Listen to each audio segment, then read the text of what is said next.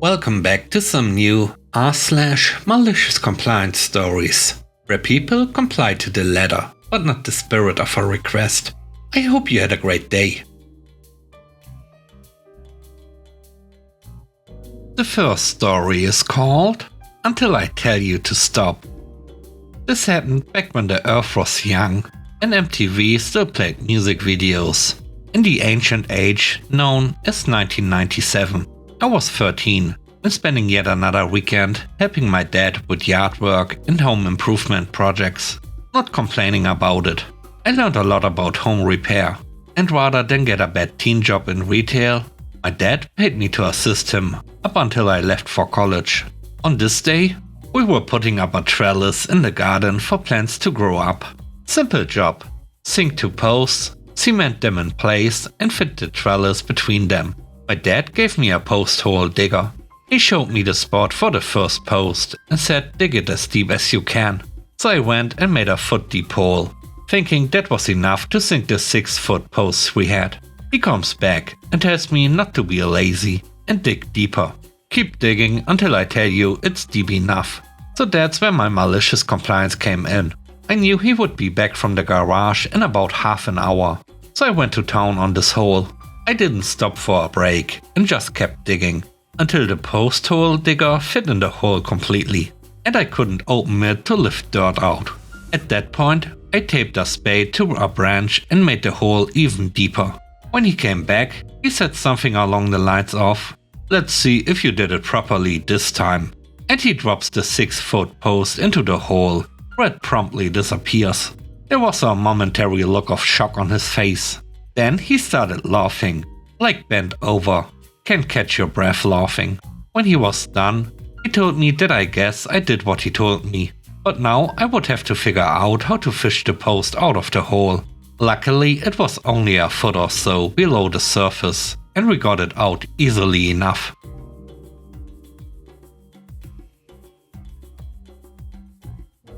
The next story is called Not Under My Roof. My male hair got quite long when I was in my senior year of high school. In a pearl-clutching southern town, this got me a fair amount of flack, but the worst was from my dad. He'd always been kind of a tyrant, and his anger was unbearable in my later teens, so I avoided him as much as possible around the house. One day, he decided he'd had enough of my long hair, so he walked behind me with scissors and snicked them menacingly. I jumped up and snapped at him, and he shouted back something to the effect of, "If you are living under my roof, you'll follow my rules." So the next day, while he was at work, I moved out. I didn't even say bye. Living in my own apartment while in high school was fun and had some perks. When I skipped class, the school would call my apartment to tell me, "Your child was not at school today." He was a lot better to be around from then on. I think he realized that if he wanted to have a relationship with his son, he was going to have to not be such a jerk.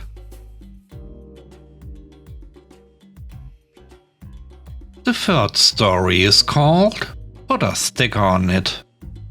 I live in New Jersey. A few years ago, a law was passed saying that stores can't give plastic bags, but may sell bags that last for over 100 visits. Because of this law, people have to remember to put their bags back in their cars and take them to the grocery store, which sometimes you forget.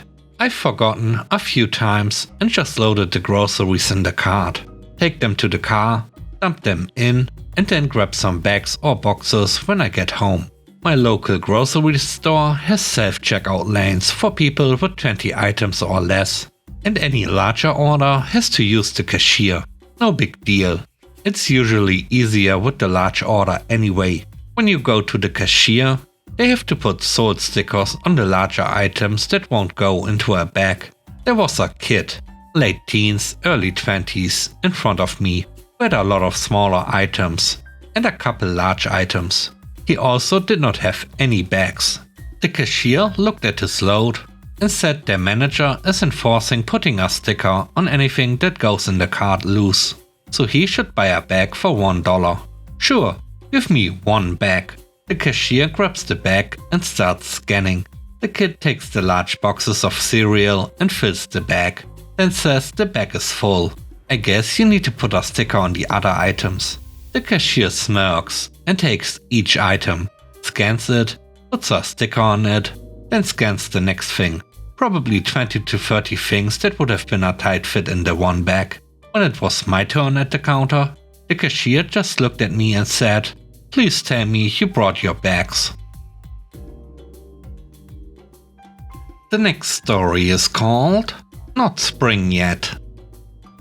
This took place back in the early 80s, long before graduated license. My birthday falls on Victoria Day, long weekend, and just afterwards, I was able to ride my 365 beginner's license. I had driver's education through the summer, and near the end of August completed the training, and went into the ministry to book my G driver's test. Ontario, Canada. I came home and told my parents that I needed the car early Wednesday morning, and my mother put a stop to that right away, saying that she wanted me to have winter driving experience before I could take the test. So I clarified that I could take it in the spring. In all honesty, I couldn't fault her for wanting that. Our winters back then were bad. If the highway wasn't closed once a week due to snowstorms, we were having a good winter. So I went back to the ministry and cancelled my test for that upcoming week. Fast forward through the winter to March. I went back to my mother and said that I again needed the car for my test, and she immediately said no. I responded that she said I could get it in the spring, and she said it's not spring yet. I told her my test was on March 21st, the first day of spring.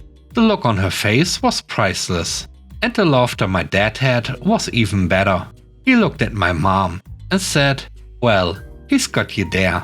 I got my license that day, passed with flying colors. The last story is called Told You. I work in the distribution center for an electrical appliance brand. I'm a forklift operator. We use fork trucks to transport smaller appliances on pallets, such as microwaves and vacuum cleaners. But we use counterbalance trucks with clamp attachments for transporting large appliances, such as washing machines and fridges. Our fridges can be packaged two different ways. Sometimes they are in boxes with polystyrene for protection, and sometimes there is just plastic over the polystyrene. The plastic packaged fridges are slippery and can sometimes slip from the clamps, while the box fridges don't slip easily because there's more friction. This morning I was tipping a container full of fridges. They were all plastic packaged. To fit as much as possible on the container, the loaders put fridges lying on their side on top of fridges that are standing upright. These top fridges can be fiddly to take out, and once out, they are placed on what I call the flipper, which is a pile of pallets stuck together with a flat board stuck on top. We use the edge to rotate the fridge upright. As I was taking one of these top fridges out, it slipped within the clamp. I still had a hold of it, but it was now at an angle with the top pointing towards the ground, and now almost impossible to put down without damaging it. We don't get in trouble for damages. Management accepts that stuff gets damaged sometimes. Also, most damages are just to the packaging, so they just need to be repackaged. However, we try to save something if we can. This was not one of the times where this would be likely. One of my coworkers still wanted to save it and was standing behind the flipper ready to grab it. He told me to open my clamp slightly and let it fall slowly. This only works with box fridges. There's no friction to stop or slow down a plastic wrapped fridge, even with the tiniest amount of slack.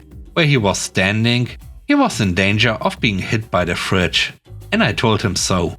The other guys chimed in and told me to let it go, and I refused until he moved away, which he finally did. As predicted, I opened my clamps the tiniest amount, and it dropped fast, with the back end bouncing upwards right to where his face would have been. Had I maliciously complied, this would have ended badly, but I still said, "Told you." Despite the drop, there was minimal damage, just a small crack in the polystyrene. Thanks for watching the video. I hope you enjoyed it. If you did, please don't forget to leave a like, comment and subscribe. And if you have time, watch another one of my videos. And now, I hope you have a great day. See you soon. Bye bye.